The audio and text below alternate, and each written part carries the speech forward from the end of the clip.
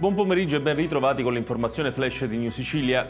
In apertura una vasta operazione antidroga a Messina, eseguite 15 misure cautelari, 11 i soggetti finiti in carcere e 4 ai domiciliari.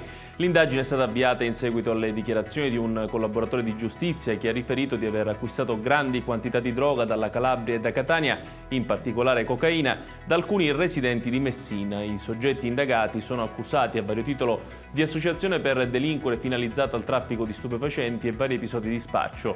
Il gruppo criminale era attivo nei quartieri di Santa Lucia, Sopra Contesse e Camaro. Una seconda operazione antidroga è stata effettuata nel Siracusano, 4 gli arrestati ad Avola per produzione, detenzione e spaccio. I soggetti interessati trattavano droga di tipo eroina e cocaina, si servivano in tutto il territorio di Avola di persone assunte e retribuite appositamente per lo spaccio, che riuscivano ad effettuare circa 150 cessioni giornaliere. Lo smercio della sostanza avveniva nelle case popolari su turni e orari ben specifici. È stato confermato l'ergastolo per omicidio nei confronti dei fratelli Cristian e Roberto De Simone, originari di Priolo Gargallo nel Siracusano, di rispettivamente 38 e 31 anni, mentre la sentenza all'ergastolo di Davide Greco, di 34 anni, è stata annullata per rinvio alla Corte di Assise d'Appello di Catania.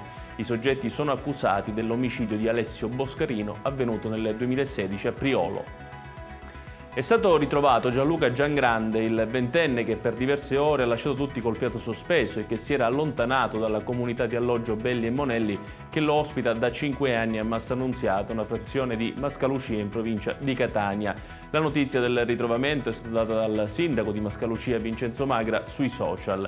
Un ringraziamento, quello del primo cittadino, è andato a tutte le autorità che si sono mobilitate per ritrovare il ragazzo affetto da una disabilità mentale. Ed è tutto per questa edizione, il prossimo appuntamento con il TG Flash alle ore 18.